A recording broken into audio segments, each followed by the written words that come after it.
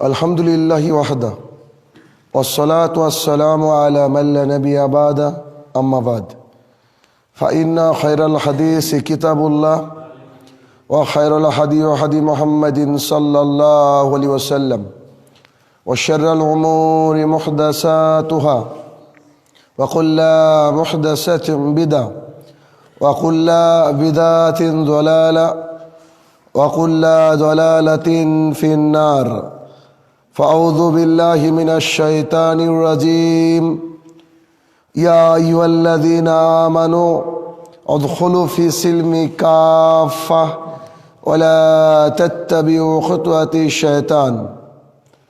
अन अबी हुरैरह रज़ियल्लाहु तआला अन्हु क़ाल क़ाल रसूलुल्लाहि सल्लल्लाहु अलैहि वसल्लम कुल्लु उम्मती यदखुलूनल जन्नह इल्ला मन आबा किला या रसूलुल्लाह मन आबा क़ाला मन अताअनी दखलल जन्नह व मन असाअनी फ़क़द आबा।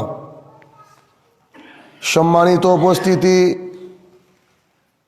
प्रारम्भे आल्लाह सुबहानाहु व ताआलार बारगाहे शुक्रिया ज्ञापन करब जे आल्लाह सुबहानाहु व ताआला এই পরিস্থিতির মধ্যেও সালাতুল জুমা আদায় করার লক্ষ্যে আমাদেরকে মসজিদে প্রেরণ করেছেন। সেই আল্লাহ সুবহানাহু ওয়া তাআলার বারগাহে শুকরিয়া জ্ঞাপনার্থে আমরা বলি আলহামদুলিল্লাহ। অতঃপর সমগ্র মানব জাতির শিক্ষক, সমগ্র মানব জাতির পথপ্রদর্শক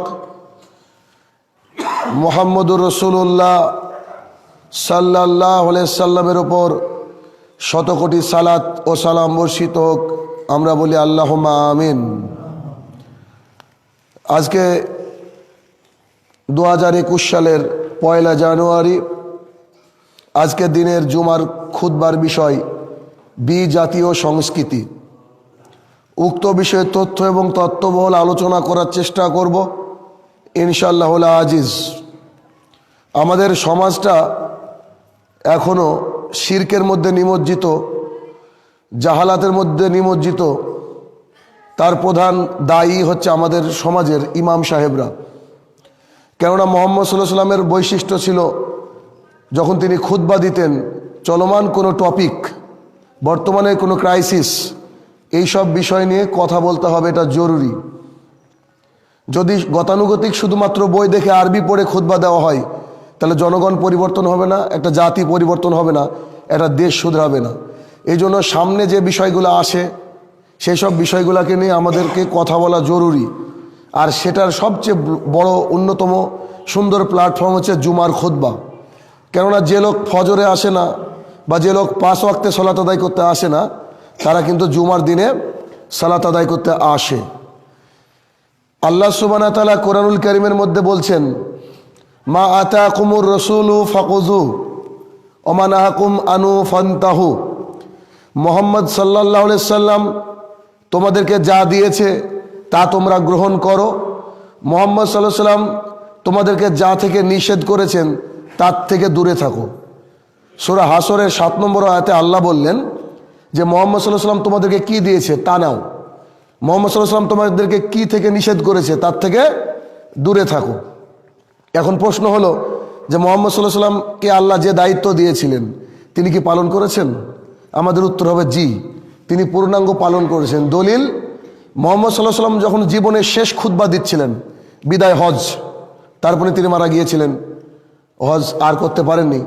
তো বিদায় হজের সময় যখন কাবা গৃহে লক্ষ লক্ষ মানুষের ঢল, লক্ষ লক্ষ সাহাবী দাঁড়িয়ে আছে, তখন মুহাম্মদ সাল্লাল্লাহু আলাইহি সাল্লাম আকাশের দিকে আঙুল তুলে আল্লাহ সুবহানাহু ওয়া তাআলাকে বলেছিলেন, হে আমার প্রতিপালক, তুমি আমাকে যে রিসালাতের দায়িত্ব দিয়েছো, তুমি আমাকে যে মানুষের কাছে ধর্মকে পৌঁছানোর দায়িত্ব দিয়েছো, এ দেখো এতগুলো জনগণকে সাক্ষী রেখে বলছি, আমি আমার ধর্ম তুমি আমাকে যা দিয়েছো সেটা জনগণের কাছে পৌঁছে দিলাম, জনগণ সাক্ষী আছে। তার মানে বোঝা যাচ্ছে বিষয়টা যে আল্লাহ সুবহানাহু ওয়া তাআলা যে দায়িত্ব মুহাম্মদ সাল্লাল্লাহু আলাইহি সাল্লামকে দিয়েছিলেন, সেই দায়িত্ব মুহাম্মদ সাল্লাল্লাহু আলাইহি সাল্লাম কি করেছেন? কভার করেছেন। অর্থাৎ আমাদের দ্বীন ইসলাম হচ্ছে পরিপূর্ণ, এতে বাড়ানোও যাবে না, এর থেকে কমানো যাবে না। সুতরাং দ্বীন ইসলাম হচ্ছে পরিপূর্ণ, এটা আগে পুরোপুরি মাথার মধ্যে নিয়ে আসতে হবে। আল্লাহ সুবহানাহু ওয়া তাআলা বললেন, ইয়া আইয়ুহাল্লাযীনা আমানু, হে ঈমানদারগণ, আদখুলু ফি সিলমি কাফা, তোমরা ইসলামের মধ্যে পরিপূর্ণ প্রবেশ করো। আধা মুসলমান আধা খ্রিস্টান হয়েও না, আধা ইহুদি আধা মুসলমান হয়েও না, আধা মুসলমান আধা হিন্দু হয়েও না। পূর্ণাঙ্গভাবে একটা মানুষকে ইসলামের মধ্যে প্রবেশ করার জন্য আল্লাহ সুবহানাহু ওয়া তাআলা বললেন যে তোমরা ইসলামের মধ্যে পরিপূর্ণ প্রবেশ করো। আর আমাদেরকে খুশি থাকতে হবে মুহাম্মদ সাল্লাল্লাহু আলাইহি ওয়াসাল্লাম যা দিয়েছেন তাকে নিয়ে। যদি মুহাম্মদ সাল্লাল্লাহু আলাইহি ওয়াসাল্লামের দেওয়া বিধানকে রেখে ভালোবাসি, কিন্তু বিজাতীয় কোনো সংস্কৃতি, ইহুদের একটা কালচার আমাদের ভালো লাগলো, হিন্দুর একটা কোনো কালচার আমাদের ভালো লাগলো, বুদ্ধিস্টদের কোনো একটা কালচার ভালো লাগলো, ওইটাকে যদি আমরা গ্রহণ করি, তাহলে আমাদের মুহাম্মদ সাল্লাল্লাহু আলাইহি ওয়াসাল্লামকে যে ভালোবাসা, ইসলাম ধর্মের প্রতি যে ভালোবাসা, আল্লাহর সাথে যে একাত্মবোধ, সেটা নষ্ট হয়ে যায়। কেননা ইসলাম ধর্ম হচ্ছে পূর্ণাঙ্গ জীবন বিধান, কমপ্লিট কোড অফ লাইফ, পূর্ণাঙ্গ একটা জীবন বিধান। এই জন্য সাহাবিদের জামানা, মুহাম্মদ সাল্লাল্লাহু আলাইহি ওয়াসাল্লামের জামানা, সাহাবিদের জামানা, তাবিঈদের জামানা, তাবেঈনদের জামানা, পৃথিবীর বুকে তিনটি জামানাকে বলা হয় সোনালী দিন, গোল্ডেন ডেজ।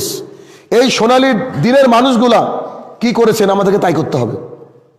এই সোনালী দিনের মানুষগুলা মানে সাহাবীরা কি করেছেন, তাবেঈরা কি করেছেন, সাহাবীদের পরের জামানার লোক, তাবেঈন তাদের পরের জামানার লোক, তারা কি করেছে, এইটাকে আমাদেরকে নিতে হবে। বাদ বাকি আপনার আমার মস্তিষ্ক চাষ করা কোনো কথা ইসলামের জন্য খাটবে না। আপনি জাহাজ তৈরি করতে পারেন, আপনি কামান তৈরি করতে পারেন, আপনি গোলা বারুদ তৈরি করতে পারেন, আপনি ভালো ইঞ্জিনিয়ার হতে পারেন, সব ঠিক আছে, দুনিয়াবি কাজে লাগবে, কিন্তু ইসলামের ব্যাপারে যার কথা চলবে তার নাম হচ্ছে মুহাম্মদুর রাসূলুল্লাহ সাল্লাল্লাহু আলাইহি সাল্লাম। এখানে কোনো ইঞ্জিনিয়ার চলবে না, এখানে কোনো দার্শনিক চলবে না, এখানে কোনো কবিত্ব চলবে না, পুরোপুরি মুহাম্মদ সাল্লাল্লাহু আলাইহি সাল্লামকে মেনে নিতে হবে। আজকে বিজাতীয় সংস্কৃতি নিয়ে আলোচনা কেন? গত রাতের যে ব্যাপারটা গিয়েছে 31st নাইট, এই রাত্রিতে উদযাপন হয়েছে চারিদিকে, এই বিষয়ে কথা বলবো, এটা আমাদের জন্য জানা জরুরি। তার পূর্বে এটা হাদিস। মুহাম্মদ সাল্লাল্লাহু আলাইহি সাল্লাম বসে আছেন, তার পাশে উমর রাদিয়াল্লাহু তাআলা আনহু বসে আছেন। তাওরাত যেমন কোরআন একটা আল্লাহর তরফ থেকে কিতাব, তাওরাত আল্লাহর তরফ থেকে কিতাব, মুসা আলাইহিস সালামের উপরে এই তাওরাতকে নাজিল করা হয়েছিল। ইনজিল আল্লাহর তরফ থেকে কিতাব, আল্লাহর তরফ থেকে কিতাব মুহাম্মদ সাল্লাল্লাহু আলাইহি সাল্লামের পাশে বসে উমর রাদিয়াল্লাহু তাআলা আনহু পড়ছেন। উনি কিন্তু মহাভারত পড়েননি, উনি তাওরাত পড়েছেন। তাওরাতটা কাকে দিয়েছেন আল্লাহ? মুসা আলাইহিস সালাম, কালিমুল্লাহ বলা হয়। এই পৃথিবীর মুখ থেকে যেই ব্যক্তি আল্লাহর সাথে কথা বলেছেন, এত বড় একজন নবী, মুসা আলাইহিস সালামের কিতাবটা সে খুলে খুলে পড়ছে। এটা নুসকা পেয়েছে, এটা কিতাবের একটা অংশ, একটা পার্ট পেয়েছে, পেজ পেয়েছে, সেটাকে পড়ছে। মুহাম্মদ সাল্লাল্লাহু আলাইহি সাল্লাম পাশে বসে আছে। উমর রাদিয়াল্লাহু তাআলা আনহু পড়ছেন। এই মতো অবস্থায় আবু বকর সিদ্দিক রাদিয়াল্লাহু তাআলা আনহু সেখানে আসলেন। এসে সালাম দেওয়ার পরে মুহাম্মদ সাল্লাল্লাহু আলাইহি সাল্লামের দিকে তাকিয়ে দেখছেন চোখ মুখ একদম লাল হয়ে গেছে, চোখগুলো লাল হয়ে গেছে, মুখটা লাল হয়ে গেছে, মানে রাগ হলে যা হয়। তখন আবু বকর সিদ্দিক রাদিয়াল্লাহু তাআলা আনহু বলছে, উমর কি করছো তুমি? তুমি দেখছো না মুহাম্মদ সাল্লাল্লাহু আলাইহি সাল্লামের চোখ মুখ লাল হয়ে গেছে, তুমি কি বলছো তার সামনে? তখন উমর রাদিয়াল্লাহু তাআলা ব্যাপারটা বুঝতে পারেননি। তিনি বলছেন, আমার পিতামাতা হে মুহাম্মদ সাল্লাল্লাহু আলাইহি সাল্লাম আপনার উপরে কুরবান হোক, আমি কি কোনো কিছু ভুল করেছি? দেখেন আর পড়বো না আমি। তখন মুহাম্মদ সাল্লাল্লাহু আলাইহি সাল্লাম যে বাক্যটা বললেন, খুব কঠিন বাক্য। মুহাম্মদ সাল্লাল্লাহু আলাইহি সাল্লাম বলছেন, লাউ কানা মুসা হাইয়ান, এখন যদি মুসা আলাইহিস সালাম জীবিত হয় তো ওকে আমার উম্মত হতে হবে। বাক্যটা খুব কঠিন বাক্য। বলছে ও নবী থাকতে পারে বড়, কিন্তু এখন যদি আল্লাহ আবার জীবিত করে মুসা আলাইহিস সালামকে, ও আমার উম্মত হবে। আর আমার সামনে বসে তার কিতাব তুমি পড়ছো, সাহসটা তোমার কতটা? তার মানে জানার জন্য পড়তে পারেন, সেটা ভিন্ন কথা, কিন্তু এইখানে বোঝা যাচ্ছে যে মুহাম্মদ সাল্লাল্লাহু আলাইহি ওয়াসাল্লাম জীবিত রয়েছে, তার পাশে বসে জাতীয় একটা কিতাবকে সে পড়ছে, যেটা আল্লাহ তরফ থেকে আনিত। সেই কথা মুহাম্মদ সাল্লাল্লাহু আলাইহি ওয়াসাল্লাম বলছে, এখন যদি মুসা আসে তো সে কি করবে? সে নবী থাকবে না, সে কি করবে? আমার উম্মত হবে। সেইটুকু মুহাম্মদ সাল্লাল্লাহু আলাইহি ওয়াসাল্লাম সহ্য করতে পারেননি। আর আজকে আমাদের বর্তমান প্রেক্ষাপটটা কি? যে 31st নাইট পালন করা হচ্ছে। এটা হচ্ছে ইহুদি খ্রিস্টানের একটা প্যাগানিজম। আমরা আসলে এই বিষয়গুলো জানি না, আর আমাদের আলেমরা তো জানে না। সমস্যা এখানে। কেউ বলতে পারে যে ওই রাত্রিবেলায় আচ্ছা আমি গান বাজালাম না, একটু আনন্দ ফুর্তি করলাম, একটু পিকনিক করলাম, সমস্যাটা কোথায়? এটা মানুষ বলতে পারে, কিন্তু সমস্যা ওইখানে আছে যে 25শে ডিসেম্বরে কেক খেলে, খালি কেক খেলে কেকের সমস্যা নাই, সমস্যাটা কোথায় আছে? যদি কেউ 25শে ডিসেম্বরে কেক খায়, সে মেনে নিল যে সেই দিনে ঈসা আলাইহিস সালাম মানে যীশু খ্রিস্টের জন্ম হয়েছে, নাউজুবিল্লাহ। তার মানে যীশু খ্রিস্ট হচ্ছে আল্লাহর সন্তান, নাউজুবিল্লাহ তারা মনে করে। তার মানে আপনার কেকটা খাওয়া মানে যীশু খ্রিস্টকে আল্লাহ সন্তান হিসাবে সাব্যস্ত করছেন, অথচ আল্লাহ সুবহানাহু ওয়া তাআলা বলছে লাম ইয়ালিদ ওয়া লাম ইউলাদ, আমি কোনো সন্তানকে জন্ম দিইনি, আমার দ্বারা কোনো সন্তান জন্ম হয় না। তার মানে কেক খাওয়া মানে খালি কেক খাওয়া না, আপনি ওই ধর্মকে সাপোর্ট করলেন। যারা 31st নাইট পালন করেছে, গান বাজিয়েছে, নাচ করেছে, আপনার এলাকায় অনুষ্ঠান করেছে, বিভিন্ন রকমের খাবার খেয়েছে, সাথে নেশাদার দ্রব্য সেবন করেছে, তারা কি করেছে? তারা সবচেয়ে বড় অন্যায় এটা করেছে যে তারা মুহাম্মদ সাল্লাল্লাহু আলাইহি ওয়াসাল্লামের আনিত বিধানকে তুচ্ছ মনে করেছে। কারণটা কি জানেন? এটা হচ্ছে ইহুদি খ্রিস্টানদের একটা কালচার। ইহুদি খ্রিস্টানরা মনে করে যে নতুন বছর আসলে সেই বছরকে যদি আমরা স্বাগতম জানাই, ওয়েলকাম জানাই, তাহলে এই বছরটা আমাদের জন্য সারা বছর সুখ বয়ে আনবে, ভালো কিছু বয়ে আনবে। তার মানে এটাকে বলা হয় প্যাগানিজম। এই প্যাগানিজমের অর্থ হচ্ছে পুজো করা। যেমন আপনার ওই শ্রীলঙ্কার লোকেরা যখন ওই রাগ টাগ হতো, ওদের খুব কষ্ট হতো, তো ওরা গালে দাড়িতে কাদা মেখে বসে থাকতো। কেন? ওটা ওদের একটা ট্র্যাডিশন, কালচার। তো দেখবেন যারা পয়লা বৈশাখ আছে, এই পয়লা বৈশাখের সময় খাস করে আমাদের হিন্দু ভাইয়েরা ওটাকে পালন করে, কেননা তারা তো দেবদেবী, তো সব জায়গায় দেবদেবী, বড় নদী দেবদেবী, বড় গাছ দেবদেবী, তো তারা পুজো করতে করতে দেখছে যে পয়লা বৈশাখ, এখন যদি বৈশাখকে আমি স্বাগত না জানাই তাহলে আমাকে বৈশাখ মনে হয় অভিশাপ দিবে। তো ইহুদি খ্রিস্টানরা ভাবলো যে বছরের শুরুতে যদি আমি একটু বছরকে বরণ করে না নিই, তো এই বছর এইটা কি করবে, গোটা বছর আমাদের জন্য অভিশপ্ত হয়ে যাবে, গোটা বছর আমাদের জন্য অভিশপ্ত হয়ে যাবে। যার ফলস্বরূপ তারা এই রাতটাকে পালন করেছিল। কিন্তু এটা আস্তে আস্তে আস্তে আস্তে ভারত, বাংলাদেশ, পাকিস্তান উপমহাদেশে এসে গেছে, এখন আমাদের মুসলমানরা পালন করছে, এটার মানে জানে না। তার মানে এটা করা মানে কি? ওই রাত্রিতে বছরের শুরুর দিনের পুজো করা, বছরের শুরুর দিনের পুজো করা। রাত্রি 11টায় রান্না করেছেন, 12টায় খেয়েছেন না, আপনি এটা হয়নি, আপনি আসলে ওটাকে বরণ করে নিয়েছেন। এবার যদি আপনি যুক্তিতে আসেন, যদি যুক্তিতে আসেন তাহলে কি হবে? ওই রাত্রিবেলায় সাধারণত মানুষ বেহাপনা করে, শহরে নারী পুরুষরা অবাধ মেলামেশা করে, ওই দিনে বহু নারী তার সতীত্ব হারায়, বহু নারী অবৈধভাবে মা হয়ে যায়। ওই রাত্রিবেলায় অবাধ মেলামেশা চলে শহরের বুকে। আমাদের ইন্ডিয়াতেও যা, বাংলাদেশেও তাই, পাকিস্তানেও তাই, একইভাবে হয়। ওই রাত্রিবেলায় লক্ষ লক্ষ টাকা অপচয় হয়, ডিজে বাজে, এরকম আরো অনেক কিছু, খাবার দাবার বিলাল্লা পড়াতে লক্ষ লক্ষ টাকা মানুষ খরচ করে। আর আল্লাহ সুবহানাহু ওয়া তাআলা বলছেন 17 নম্বর সূরার 26 এবং 27 নম্বর আয়াতে যে যারা অপচয় করে তারা হচ্ছে শয়তানের ভাই। 3 নম্বর, ওই রাত্রিবেলায় গান দিয়ে সেলিব্রেট করা হয়, গান। 31 নম্বর সূরার 6 নম্বর আয়াত আল্লাহ সুবহানাহু ওয়া তাআলা বলছেন লাহুল হাদিস, গানকে হারাম করা হয়েছে, সেই গানকে দিয়ে তারা সেলিব্রেট করছে। কিয়ামতের পূর্বের একটা লক্ষণ যে কোনো কিছুকে সেলিব্রেট করতে গেলে নায়িকা গায়িকা গান দিয়ে সেলিব্রেশন করা হবে। 4 নম্বর পয়েন্ট, ওই রাত্রিবেলায় বহু মানুষের ইবাদতকে নষ্ট করে তারা, যারা তাহাজ্জুদ পড়ে তারা তাহাজ্জুদ পড়তে পারে না, সারা রাত গান বাজে। 5 নম্বর পয়েন্ট, ওই যে রাত্রিবেলায় গান বাজাচ্ছে, আবু হুরায়রা রাদিয়াল্লাহু তাআলা আনহু বলেন রাসূল সাল্লাল্লাহু আলাইহি ওয়াসাল্লাম বলেছেন একজন মুমিন মুসলমানের হাত থেকে তার ভাই নিরাপদ থাকবে।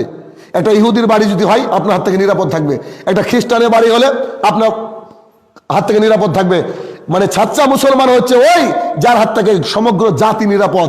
এবার একটা মানুষ অসুস্থ, খুব অসহায় অবস্থা, তার মারা যাচ্ছে, বিছনাগত, খুব রোগে ভুগছে, সেই লোকটা এই রাত্রিবেলায় ডিজে বাজাচ্ছে, গান বাজাচ্ছে, সেই লোকটা তার জন্য বদদুয়া করবে। আর আমাদের সংস্কৃতির মধ্যে এটা নেই। আর বর্ষ বরণ মানে ইমান হরণ, ইমানটা নষ্ট হয়ে যায়। আমরা জানি যে অজু করলে, অজু ভেঙে গেলে নামাজ আর হয় না, এটুকু আমরা বুঝি, তারপরে আবার অজু করি। নামাজের মধ্যে যদি অজু ভেঙে যায় তাও নামাজ হবে না আমার, আবার অজু করে নামাজ পড়তে হবে। কিন্তু যদি ইমান আবার ভেঙে যায় তাহলে আবার কালেমা পড়ে ইমান আনতে হবে। কিন্তু এটা আমরা বুঝতে পারিনি, ভাবছি একটু আনন্দ করলে তো সমস্যা কি। জি না, এটা শুধু আনন্দ নয়, এটা যে প্যাগানিজম, ধর্মের পূজা করা। মুহাম্মদ সাল্লাল্লাহু আলাইহি ওয়াসাল্লামের ইত্তেবা থেকে আপনি ছিটকে সরে যাচ্ছেন। অতএব এই ধরনের 31st নাইট, পয়লা বৈশাখ, এগুলো জায়েজ না। আশ্চর্য বিষয় হলো যে আমাদের পয়লা মাস হচ্ছে মুহররম, আমাদের আরবি পয়লা মাস হচ্ছে মুহররম। কেউ যদি মুহররমের প্রথম দিনকে পালন করে সেও হারাম কাজ করলো। সেও হারাম কাজ করলো। সমস্ত বড় বড় আলেমের ফতোয়া যে কোনো দিন ক্ষণকে পুজো করা যাবে না, সেলিব্রেট করা যাবে না, মানুষের সামনে বোঝানো যাবে না যে এই দিনটাকে আমি বরণ করে নিচ্ছি, কারণ আল্লাহ সুবহানাহু ওয়া তাআলা প্রত্যেকটা দিনই সমান, প্রত্যেকটা দিন ইবাদতের দিন।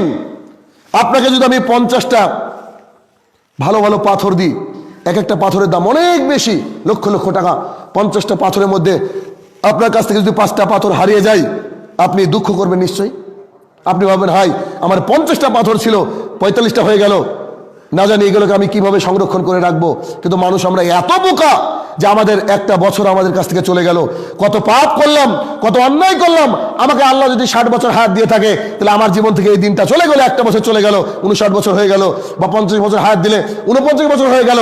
আপনার আমার দুঃখ করা উচিত যে একটা বছর চলে গেল, বছরটা আমি কি করলাম? না তাহাজ্জুদ পড়তে পেরেছি, না মানুষকে দান সদকা করতে পেরেছি, না নফল রোজা রাখতে পেরেছি, না নফল সালাত আদায় করতে পেরেছি, না মানুষের সাথে ভালো ব্যবহার করতে পেরেছি, না গরিবী দূরীকরণের কাজে নিজে অংশগ্রহণ করতে পেরেছি, না মানুষের সাথে ভালো ব্যবহার করেছি। এই কথাগুলো আপনার ভেবে আপনার চোখে জল আসবে, আপনার ভেতরটা কাঁদবে যে একটা বছর আল্লাহ আমার কাছ থেকে নিয়ে নিল। আর আমাদের বয়স বাড়ে না, আমাদের বয়সটা কমে। আপনাকে যে বয়সটা আল্লাহ নির্ধারণ করে দিয়েছে, ওই বয়সটা থেকে আপনার একটা বছর চলে গেল, আপনার আমার দুঃখ করা উচিত। কিন্তু আমরা সেই রাত্রে আনন্দ করছি। আবু সাইদ খুদরি রাদিয়াল্লাহু তাআলা আনহু বলেন, রাসূল সাল্লাল্লাহু আলাইহি সাল্লাম বলেছেন, নিশ্চয়ই তোমরা পূর্ববর্তী উম্মতদেরকে অনুসরণ করবে বিগতে বিগতে, হাতে হাতে, এমনকি তারা যদি সাপের গর্তে, গুই সাপের গর্তে প্রবেশ করে, তোমরাও সেখানে প্রবেশ করবে। সাহাবীরা বলছেন, তারা আবার কারা? তারা কি ইহুদি খ্রিস্টান? তখন মুহাম্মদ সাল্লাল্লাহু আলাইহি ওয়াসাল্লাম বলছে, আবার কে? বুখারী মুসলিমের হাদিস। আবু সাইদ খুদরি রাদিয়াল্লাহু তাআলা আনহু বলছেন, হাদিসটা খুব ইম্পর্টেন্ট হাদিস, ভালো করে খেয়াল করবেন। আবু সাইদ খুদরি রাদিয়াল্লাহু তাআলা আনহু বলেন, রাসূল সাল্লাল্লাহু আলাইহি সাল্লাম বলছেন যে তোমরা অবশ্যই, নিশ্চিত, সার্টেনলি তোমরা করবেই। মানে মুহাম্মদ সাল্লাল্লাহু আলাইহি ওয়াসাল্লাম উম্মত সম্পর্কে একটা ভবিষ্যৎবাণী করছেন যে তোমরা করবা এই কাজটা। কাজটা কি? তোমাদের পূর্ববর্তী যারা জাতি ছিল তাদেরকে তোমরা বিদ্যায়, এই যে হাতের যে বিদ্যা, এই বিগতে অনুসরণ করবে, হাতে হাতে, এক হাতে অনুসরণ করবে। তারা যদি গুই সাপের গর্তে ঢুকে, তোমরাও ঢুকবা। তখন সাহাবীরা বুঝতে পেরে বলছে, তারা কি ইহুদি খ্রিস্টান নাকি? পূর্ববর্তী উম্মত মানে কি তারা কি ইহুদি খ্রিস্টান? তখন বলছে মুহাম্মদ সাল্লাল্লাহু আলাইহি ওয়াসাল্লাম, আবার কে? আল্লাহ রাসূল উত্তরটা দেন, আবার কে? জি তারাই। তার মানে হাদিসের সারমর্ম কি? যে মুসলমানরা ইহুদি খ্রিস্টানদের প্রত্যেকটা কালচারকে মানবে, ওরা যা করবে এরা তাই করবে। ইহুদি খ্রিস্টানরা যা করবে মুসলমানরা তাই করবে। বলছে ইঞ্চিতে, বিগতে, হাতে হাতে করবে। এমনকি যদি ওরা গুই সাপের গর্তে ঢুকে, জানে যে কামড়ালে রিস্ক আছে, তারপরে ওখানে ঢুকবে, কেননা অনুসরণ করবে। আজকে দেখেন আমাদের দেশে যখন গান মানে বিয়ে হয়, বিয়ের 2-4 দিন আগে থেকে ডিজে বাজে। এই ডিজে বাজার সিস্টেমটা ইহুদি খ্রিস্টানদের একটা রীতি। ইহুদি খ্রিস্টানরা খুব আপনার ওই সুদ ঘুষের কালচারের মধ্যে ওরা বড় হয়। আমাদের সমাজে দেখেন সুদ ঘুষের কালচার রয়েছে, এটা ইহুদি খ্রিস্টানদের দেওয়া একটাই। ইহুদি খ্রিস্টানদের মহিলারা জিন্সের প্যান্ট পরে, টপ পরে, মডার্ন পোশাক তারা মনে করে এটাকে। আমাদের দেশস্থ মহিলা, এখন গ্রামের মহিলারাও জিন্সের প্যান্ট পরছে, টি-শার্ট পরছে। তারা দেখেন প্রত্যেকটা ইঞ্চিতে, হাতে হাতে তারা তাদেরকে অনুসরণ করছে। কোনো অনুষ্ঠান হলে নায়িকা দিয়ে তারা স্বাগতম জানায়, ওয়েলকাম জানায়। কোনো নেতা আসলে তাকে স্বাগতম জানায়। এখন নেতাদের মিটিংগুলো খেয়াল করবেন যে শুরুতে গায়িকা এবং গান দিয়ে তারা শুরু করে। তারা কোথায় পালন করলো? 25শে ডিসেম্বর। আরে জলঙ্গির বুকে, ডোমকুলের বুকে একটা খ্রিস্টান নাই, অথচ হাজার কেকের দোকান বসে। ওই কেক আবার আমরাই খাচ্ছি। রাসূল সাল্লাল্লাহু আলাইহি ওয়াসাল্লাম বলছে, তারা হাতে হাতে, বিগতে আমরা তাদের অনুসরণ করব। বর্তমানে একটা ট্রেন্ড চলছে, দেখবেন। এই ট্রেন্ডটা কি? সেটা হচ্ছে ওই দেশের মানুষ, ইহুদি খ্রিস্টানরা এখন স্টাইল করে টাকনুর উপরে প্যান্ট করছে, জিন্সের প্যান্ট, আর দাড়ি রাখছে হালকা করে। এটা হচ্ছে আমাদের যুবকের স্টাইল হয়ে গেছে। এটা কিন্তু ইহুদি খ্রিস্টানের স্টাইল, এটা মুসলমানের স্টাইল না। মুসলমানের স্টাইল হচ্ছে দাড়ি ছেড়ে দিতে হবে, প্যান্ট টাকনুর উপরে থাকতে হবে। এটা হচ্ছে তাদের স্টাইল। তো তাদের স্টাইলটা মুহাম্মদ সাল্লাল্লাহু আলাইহি ওয়াসাল্লাম বললেন যে অবশ্যই আমার উম্মতরা অনুসরণ করবে, এবং তারা যদি গুই সাপের গর্তে ঢুকে, এরাও গুই সাপের গর্তে ঢুকবে। এটাই হচ্ছে। আপনি একটা অনুষ্ঠান করতে যান ইসলামিক, আপনাকে মানুষ টাকা দিবে না। আপনি একটা অর্কেস্ট্রা করতে যান, মানুষ বলবেন যে 500 টাকা হয় নাকি, আমার কাছে 1000 টাকা নাও। শিক্ষিত মানুষও, ও শিক্ষিত মানুষ, ওর বাড়িতে দেখবেন ঢোকার পরে ইহুদি খ্রিস্টানদের মতো ওই যে আপনার দেওয়ালে লাগানো থাকে বিভিন্ন রকমের প্রতিকৃত, বিভিন্ন রকমের মানে আপনার ওই জীবের যে হচ্ছে ফটো, এগুলো লাগানো থাকে। অথচ মুহাম্মদ সাল্লাল্লাহু আলাইহি ওয়াসাল্লাম বলছে যার বাড়িতে এই ধরনের ফটো থাকবে, যার বাড়িতে কুকুর থাকবে, তার বাড়িতে ফেরেশতা আসে না। প্রত্যেকটা কালচার দেখবেন আমাদের ইহুদি খ্রিস্টানদের মতো। আপনি কোথাও যাবেন, আপনাকে হাই হ্যালো বলে সম্বোধন করা হয়। হাই হ্যালো কাদের ভাষা? মুসলমান হাই হ্যালো বলতে পারে নাকি? জি পারে। কখন বলবে? প্রথম বলবে আসসালামু আলাইকুম, দেন আপনি যা খুশি বলতে পারেন, সমস্যা নেই। ওই বিষয়টাকে আমাদের প্রাধান্য আমরা বেশি দিচ্ছি। আমাদেরকে ইংরেজি শিখতে হবে, এটা সত্য কথা। ইংরেজি না শিখলে বিশ্বের দরবারে স্থান পাওয়া যাবে না, এটাও সত্য কথা। কিন্তু আমাদের ইংরেজির প্রবণতা এত বেড়ে যাচ্ছে যে আমরা আমার ছেলেদেরকে আরবি শিখাচ্ছি না, ভাবছি এটা হচ্ছে ব্যাকডেটেড। আর যারা 31st নাইট পালন করো তারা হচ্ছে আমরা আপডেট। জি না, আপডেটের সিস্টেমটা কি? আপডেট হচ্ছে সবসময় আপনাকে তোবা করে রেডি থাকতে হবে, সবসময় তোবা করে রেডি থাকতে হবে। এখন যদি মৃত্যু হয়, ঈশার নামাজটা যদি আমার শেষ নামাজ হয়ে যায়, এই জুমার নামাজটা আজকে যদি শেষ নামাজ হয়ে যায়, এই জন্য সবসময় রেডি থাকতে হবে মরার জন্য। যাই ভুল আমরা করি, ভ্রান্তি করি, সঙ্গে সঙ্গে আল্লাহকে বলতে হবে আস্তাগফিরুল্লাহ তবে এলাই হে আমার প্রতিপালক, আমরা এসব করবো না, আমাদের যা ভুল হয়েছে আমাদেরকে ক্ষমা করে দাও। এরকম করতে হবে, বারবার বারবার আপডেট থাকতে হবে, এটাকে বলা হয় আপডেট। রাত্রিবেলায় রাস্তায় রাস্তায় দেখলাম কালকে বালতি নিয়ে ওয়েলকাম টু সব লিখে বেড়াচ্ছে 2021। ওই শীতের রাত্রিবেলায় কাজ নাই, বাচ্চারা করে বেড়াচ্ছে, সারা রাত ধরে ডিজে বাজছে। কিন্তু বেশিরভাগই তো আমাদের এখানে মুসলমান। এখন যদি কেউ প্রশ্ন করে যে না এটা তো মুসলমান নাও হতে পারে, হিন্দুরাও তো করতে পারে, আপনি ওই আওয়াজটা শুনেছেন যে যদি হিন্দুরা করে তাহলে কি হবে? তারাও বিপদে আছে। ভগবান শ্রীকৃষ্ণ বলছেন যদি কোনো জাতি, আমার কোন জাতি, উনি বলছেন কোন হিন্দু অপর কোন বিজাতি সংস্কৃতিকে মেনে নেয়, তার চেয়ে তার আত্মহত্যা করা ভালো। হিন্দু ধর্মে বলা হচ্ছে যদি কেউ বিজাতির অনুসরণ করে তার চেয়ে সে সুইসাইড করে নিক, এটাই ভালো। এই জন্য উমর রাদিয়াল্লাহু আনহু বলেছিলেন যে যখন তারা পুজো করবে ওই পুজোর প্যান্ডেলে তোমরা যেও না, মুসলমানরা যেও না, কেননা ওই সময় আল্লাহ গজব নাজিল করতে থাকে। আল্লাহ পাথর ফেলতেই পারেন আকাশ থেকে। তাহলে এই যে বিজাতীয় সংস্কৃতি, এই বিজাতীয় সংস্কৃতি থেকে আমাদেরকে মুক্ত থাকতে হবে। কেননা শুধুমাত্র গান বাজানো না, বরং এটা হচ্ছে চরম একটা আপনার ঈমান হরণের অন্যতম একটা জায়গা। আল্লাহ সুবহানাহু ওয়া তাআলা আমাদেরকে বুঝার তৌফিক আদা করুক, আল্লাহুম্মা আমিন।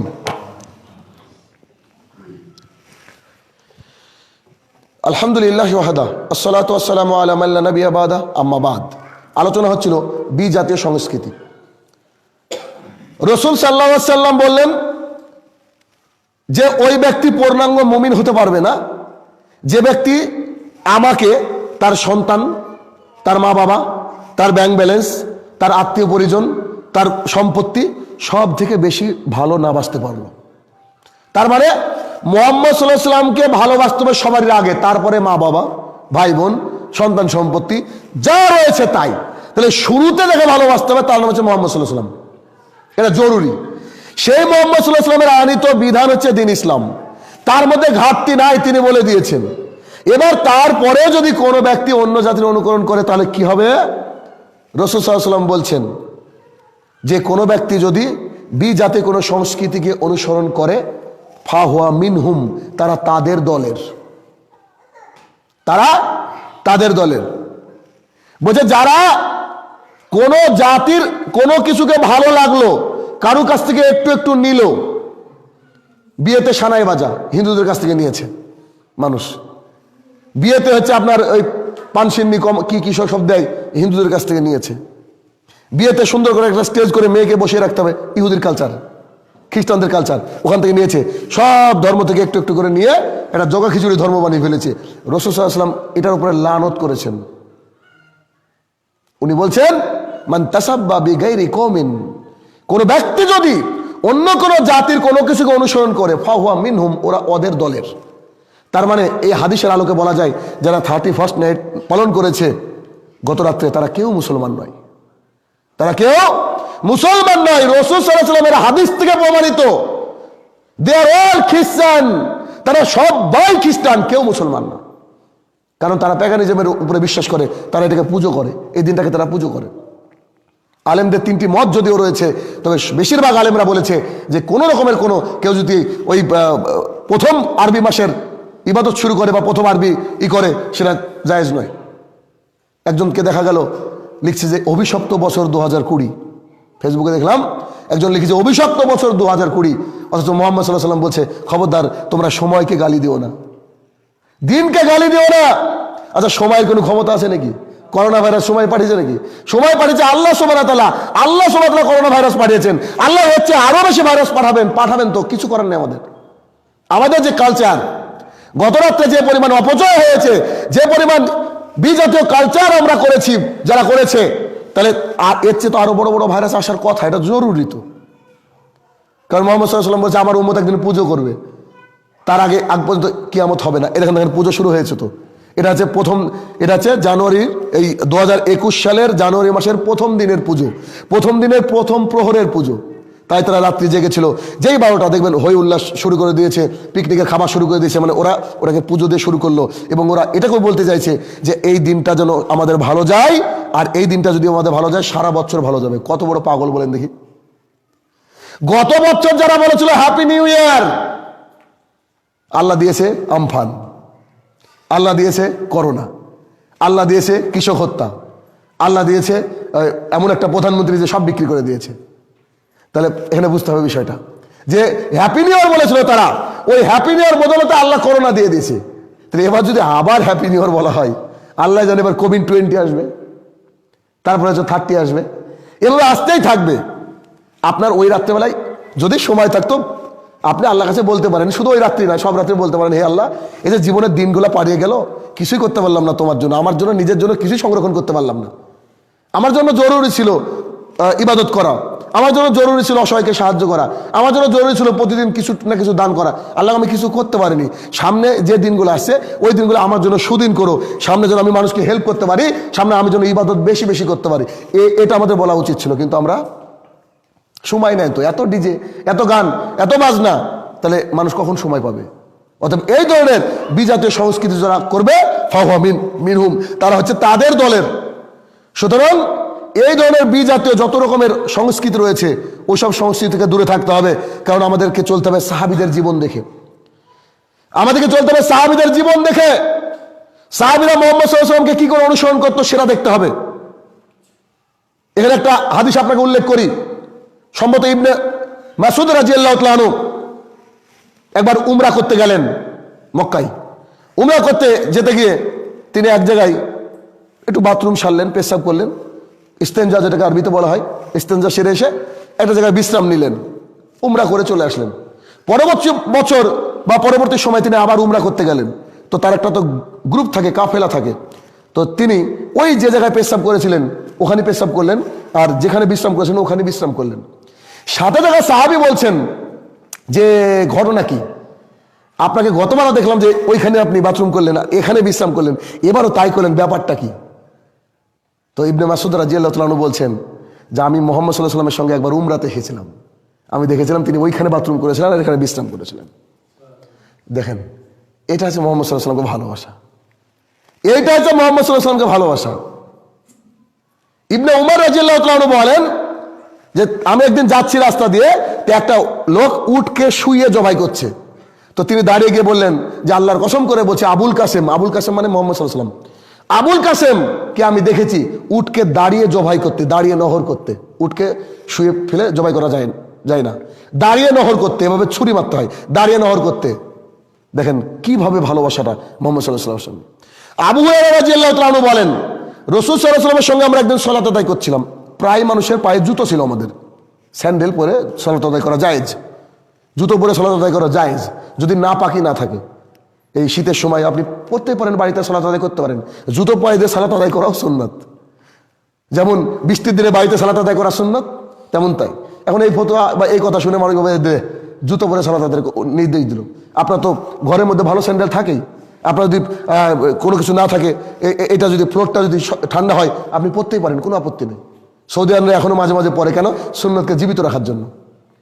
তো সবাই জুতো পরে সালাত আদায় করছেন, প্রায় সামনের দিককার সাহাবীরা।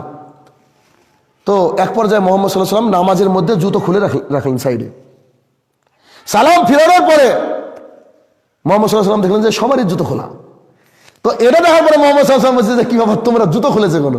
তো যে আপনি খুলেছেন কেন? তো যে আশ্চর্য, আমাকে জিবরাইল এসে বললো হে মুহাম্মদ সাল্লাল্লাহু আলাইহি ওয়াসাল্লাম আপনার জুতোর তলে নোংরা আছে, আপনি মনে হয় খেয়াল করেননি। তো নাপাকি লেগে আছে, নোংরা আছে, একটু জুতোটা খুলে রাখেন, দিন নামাজ পড়েন। তা আমাকে জিবরাইল বললো তাই আমি খুললাম, তো তোমরা কেন খুললাম? তো আপনি খুললেন তাই খুললাম। মোহাম্মদ সাল্লাল্লাহু আলাইহি ওয়াসাল্লাম এই জায়গাকার যে বোতাম এটা মারতেন না, এই জায়গাকার বোতামটা খুলে রাখতেন। ইবনে উমর রাদিয়াল্লাহু আনহু সবসময় বোতামটাকে খুলে রাখতেন। কেন? মোহাম্মদ সাল্লাল্লাহু আলাইহি ওয়াসাল্লাম খুলে রাখতেন তাই। মানে মোহাম্মদ সাল্লাল্লাহু আলাইহি ওয়াসাল্লামকে মানার প্রবণতাটা দেখেন একবার। আবু বকর সিদ্দিক রাদিয়াল্লাহু আনহু যখন খলিফা হলেন, মোহাম্মদ সাল্লাল্লাহু আলাইহি ওয়াসাল্লাম মারা গেলেন, একটা দলকে পাঠিয়েছিলেন যুদ্ধে, একটা দলকে যুদ্ধে পাঠিয়েছিলেন। তো ওই দল শুনলো মোহাম্মদ সাল্লাল্লাহু আলাইহি ওয়াসাল্লাম আর নাই দুনিয়াতে, তো তারা চলে আসলো। এত বড় মানুষ মারা গিয়েছে, পৃথিবীর শ্রেষ্ঠ ব্যক্তিত্ব, তো তিনারা চলে আসলেন। চলে আসার পরে কবরস্থ হয়ে গেল। তারপরে যখন একটু ঠিকঠাক হলো, তখন আবু বকর সিদ্দিক রাদিয়াল্লাহু আনহু বলছে যে কে কে তারা তোমরা ওই যুদ্ধে যাচ্ছিলে, ওই গ্রুপটা যুদ্ধে চলে যাও। উমর রাদিয়াল্লাহু আনহু খেপে গেলেন, বলছে বলেন কি আপনি? আমাদের লিডার মারা গিয়েছে, আমাদের নেতা মারা গিয়েছে। এখন যদি মানুষ চারিদিকে একটু মানে যদি বুঝতে পারে যে আমাদের সৈনিক কমে গেছে, আমাদের লোকজন কমে গেছে, যে কোনো মুহূর্তে বহির্বিশ্বের মানুষ আক্রমণ করতে পারে, আমাদেরকে ধ্বংস করে দেবে, এই সময় আমাদের স্ট্রং থাকার দরকার আছে, এখন কাউকে বাইরে পাঠান না। তো আবু বকর সিদ্দিক রাদিয়াল্লাহু আনহু বলছেন যে যাকে মুহাম্মদ সাল্লাল্লাহু আলাইহি ওয়াসাল্লাম পাঠায় তাকে আমি আবু বকর, তুমি উমর, রুখার কে? আমাদেরকে হেফাজত করবে আল্লাহ সুবহানাহু ওয়া তাআলা। দেখেন এই দেখেন মেনে নেওয়াটা দেখেন। আবু বকর সিদ্দিক রাদিয়াল্লাহু আনহু এবং আপনার রাসূল সাল্লাল্লাহু আলাইহি ওয়াসাল্লাম যখন রাত্রিবেলায় পালিয়ে গেলেন মক্কা থেকে মদিনা, মক্কা থেকে যখন মদিনা পালিয়ে যাচ্ছেন, ঘটনা দুটো আছে এখানে। যখন পালিয়ে যাচ্ছেন তখন আলী রাদিয়াল্লাহু আনহুকে মুহাম্মদ সাল্লাল্লাহু আলাইহি ওয়াসাল্লাম বলছে যে কোনো মুহূর্তে কাফেররা ঢুকে কুপিয়ে কেটে ফেলতে পারে তারওয়াল দিয়ে, অতএব আমার জায়গায় তোমাকে ঘুমাতে হবে। এবার বলেন পৃথিবীর কোন শিক্ষিত, কোন বুদ্ধিমান, কোন বোকা মানুষ আছে যাকে বলা আছে যে এই আপনি শুয়ে থাকবেন, যে কোনো মুহূর্তে এসে আপনাকে কুপিয়ে কেটে ফেলবে, ওর ঘুম হবে সারা রাত্রি? আলী রাদিয়াল্লাহু আনহু বলছে ঠিক আছে আমি ঘুমাবো আপনার বিছানায়, আপনি পালিয়ে যান। এবার কেন মোহাম্মদ সাল্লাল্লাহু আলাইহি ওয়াসাল্লাম এটা করেছেন? জানলা দিয়ে যদি বাইরে থেকে দেখে যে কেউ একজন শুয়ে আছে, ভাববে যে মোহাম্মদ সাল্লাল্লাহু আলাইহি ওয়াসাল্লাম পালায়নি, শুয়ে আছে, এটুকুর জন্য। কিন্তু যে কোনো মুহূর্তে আক্রমণ করতে পারে, এটা আলী রাদিয়াল্লাহু আনহু জানে। তো আলী রাদিয়াল্লাহু আনহু সকালবেলায় ঘুম থেকে উঠে বলছে যে আল্লাহর কসম করে বলছি এই দিনের মতো ঘুম আমার কোনদিন হয়নি। ভালোবাসাটা দেখেন, এই দিনের মতো ঘুম কোনোদিন হয়নি। আবু বকর সিদ্দিক রাদিয়াল্লাহু আনহু এবং মুহাম্মদ সাল্লাল্লাহু আলাইহি ওয়াসাল্লাম ওই যে পালিয়ে গিয়েছেন, পালিয়ে যাওয়ার পর একটা গুহার মধ্যে ঢুকেছেন। তো গুহার মধ্যে অনেক গর্ত, তো তিনি কিছু একটা ছিঁড়ে, পাগড়ি টাগড়ি বা কিছু একটা ছিঁড়ে গর্তগুলোকে বুঝাচ্ছেন, এভাবে বুঝাচ্ছেন যে কি না কি হয় রাত্রিবেলায়।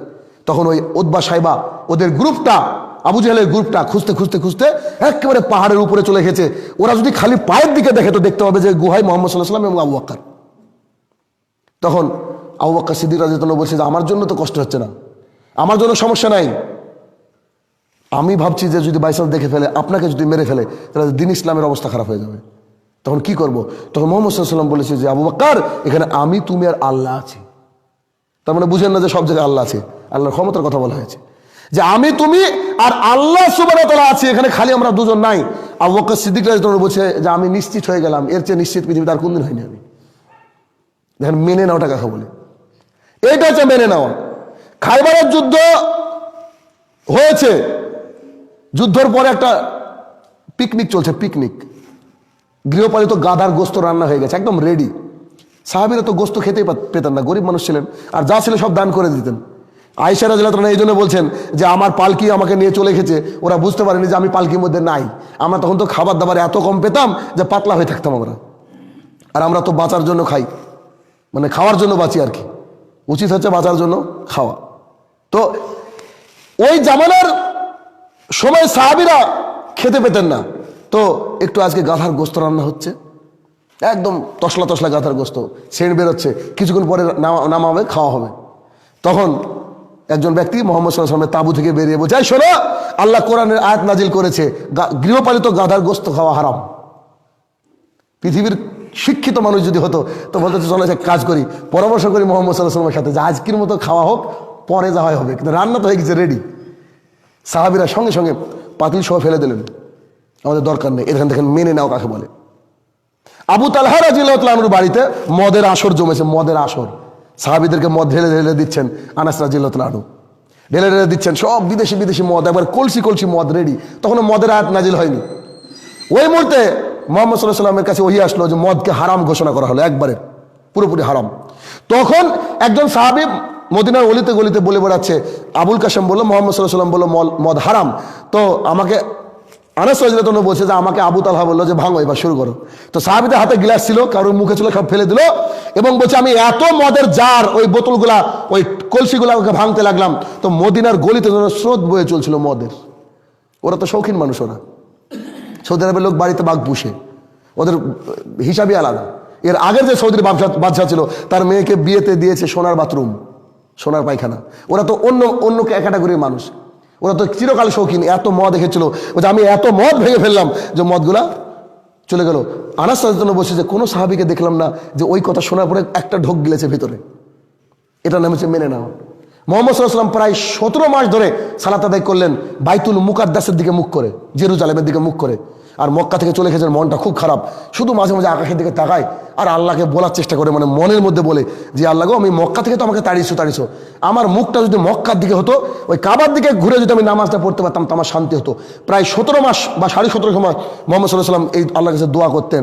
একদিন আসরের নামাজ পড়া অবস্থায় আল্লাহ সুবহানাহু ওয়া তাআলা বললেন যে ঘুরো, তোমাদের কাবা হয়ে গেছে মদিনা, মক্কা। তখন সবাই মক্কা দিয়ে ঘুরে সালাত আদায় করলো। তো এক সাহাবী ওখান থেকে বেরিয়ে গিয়ে যেতে যেতে দেখছে যে একটা মসজিদ সালাত আদায় হচ্ছে। তো সেই মসজিদের বাইরে দাঁড়িয়ে বলছে যে আমি মুহাম্মদ সাল্লাল্লাহু আলাইহি ওয়াসাল্লামের সাথে এখনই সালাত আদায় করে আসলাম। তিনি বাইতুল মুকাদ্দিসের দিকে নয়, বরং মক্কার কাবার দিকে মুখ করে সালাত আদায় করলেন।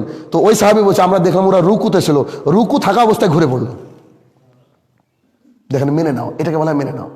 এই জন্য বিজাতীয় কোনো সংস্কৃতিকে যদি আপনার ভালো লাগে, তাহলে আপনার ইমানের কোনো জায়গায় ইনফেকশন হয়েছে। বিজাতীয় কোনো ইসলাম ধর্ম বাদ দিয়ে যদি কারোর কোনো কিছু আপনার ভালো লাগে, আল্লাহর কসম করে বলছে আপনার ভিতরে পোকা হয়েছে, পোকাটাকে বের করতে হবে। কারণ মুহাম্মদ সাল্লাল্লাহু আলাইহি ওয়াসাল্লামের চেয়ে মডার্ন পৃথিবীতে আর কেউ নাই। আজকে টাকনুর উপরে প্যান্ট পরার জন্য ডাক্তাররা বলছে যেখানে একটা হরমোন থাকে, এটা যদি রোদ লাগে নিঃসরণ হয় তো একটা পুরুষের যৌবন অনেক দিন টিকতে পারে। দাড়ি যদি মুখে থাকে 100 রকমের ভাইরাস, আপনার ওই 100 রকমের রোগ প্রতিরোধ হয়। গলার ক্যান্সার থেকে মানুষ বাঁচে দাড়ি থাকলে। মুহাম্মদ সাল্লাল্লাহু আলাইহি ওয়াসাল্লাম 1400 বছর আগে বলে গিয়েছেন যে কথা, এখন ডাক্তাররা বলছে, এখন ডাক্তাররা বলছে। তাহলে সেই বড় বিজ্ঞানীর কথা মানবেন না? আর আপনি কোন ধর্ম, যে ধর্ম মানে পুজো আমাদের সংস্কৃতি থেকে নিয়েছে, সেই ধর্মকে আপনি কি করে মানতে পারেন? এই জন্য আপনার ধর্মের প্রতি আপনাকে একবার পূর্ণাঙ্গ খুশি রাখতে হবে, পূর্ণাঙ্গ খুশি হতে হবে। যে চুরি করলে হাত কেটে দিতে হবে, এর আবার কেমন কথা? জি, যদি চুরি করলে হাত 1 টাকাটা হয়, জীবনে আর কেউ চুরি করবে না। ধর্ষণ করলে যদি গলাটাকে উড়িয়ে দেওয়া হয়, মানুষ আর ধর্ষণ করবে না। কিন্তু মানুষ বলবে যেটা বড় বড় আইন, একটা মানুষ নিয়ে ধর্ষণ করেছে তাকে উড়িয়ে দেবো, মানে জি, উড়িয়ে দিলে এলাকায় আর ধর্ষণ হবে না পৃথিবীতে। এর জন্য বিজাতীয় সংস্কৃতির কোনো ভালোবাসা নয়। যারা 31st লাইন পালন করেছেন, এখানে যারা বসে আছেন, বাইরে যারা দেখছেন বিভিন্ন জায়গায়, সবাইকে আমাদের অনুরোধ যে আপনারা আবার কালেমা তাওহীদ আশহাদু লা ইলাহা ইল্লাল্লাহু ওয়া আন্না মুহাম্মাদুর রাসূলুল্লাহ বলে আবার আপনাকে মুসলমান হতে হবে এবং তওবা করতে হবে। আমার প্রতিপালক, যতদিন বাঁচবো ততদিন আমি এই ধরনের কিছু দিবস পালন করব না। সামনের দিকে ইনশাল্লাহ ইমানটা আমাদেরকে বাড়ানোর চেষ্টা করব এবং সালাত ঠিকঠাক করে আদায় করার চেষ্টা করব। এরকমভাবে আপনাকে আমাকে প্রতিজ্ঞা করতে হবে। আপনার আমার ছেলেকে বোঝাতে হবে, আপনার আমার মেয়েদেরকে বোঝাতে হবে যে এই ধরনের নোংরামি, বেহাপনা, বিজাতীয় সংস্কৃতি আমাদের ধর্মে কখনো আসতে পারে না। শুধু পালন নয়, বরং অন্য ধর্মকে গ্রহণ করার একটা প্রবণতা, এটাকে আল্লাহ সুবহানাহু ওয়া তাআলা এই হাত থেকে আমাদেরকে হেফাজত করুক। আল্লাহুম্মা আমিন। আমাদের মধ্যে যারা অসুস্থ, আল্লাহ সুবহানাহু ওয়া তাআলা যেন শেফা দান করে। আল্লাহুম্মা আমিন। কবরের তলে যারা শায়িত, জানি না কি হালে রয়েছে, আল্লাহ সুবহানাহু ওয়া তাআলা যেন তাদের কবরকে জান্নাতের বাগিচা বানিয়ে দেন। আল্লাহুম্মা আমিন। হে আমার প্রতিপালক, এখনো বহু মানুষের হালাল রুজি নেই, হালাল রুজির সাথে সম্পৃক্ততা দান করো। আল্লাহুম্মা আমিন। হে আমার প্রতিপালক, ডক্টর জাকির নায়েক, আল্লামা দেলোয়ার হোসেন সাইদি আবার যেন স্বমহিমায় দাওয়াতের কাজ করতে পারে বিশ্বজুড়ে, সেই তৌফিক তুমি আদা করো। আল্লাহুম্মা আমিন। হে আমার প্রতিপালক, যারা সালাত আদায় এখনো করে না, তাদেরকে তুমি বোধোদয় দিয়ে যাতে করে তারা দৈনিক 5 ওয়াক্ত সালাত আদায় করতে পারে, তোমার দরবারে এসে তোমার সেজদায় রত হতে পারে, তোমার সাথে কথা বলতে পারে, সেই সুব্যবস্থা তুমি করে দেও। আল্লাহুম্মা আমিন। হে আমার প্রতিপালক, এই করোনা ভাইরাসের জন্য গোটা বিশ্ব আজকে জেরবার, এটা যদি তোমার পরীক্ষা হয় তাহলে এই পরীক্ষায় উত্তীর্ণ হওয়ার মতো তৌফিক আদা করো। আল্লাহুম্মা আমিন। এটা যদি তোমার গজব হয়, গজব থেকে আমাদেরকে তুমি বাঁচাও। আল্লাহুম্মা আমিন। আল্লাহুম্মা সাল্লি আলাইহি, আল্লাহুম্মা বারিক আলাইহি।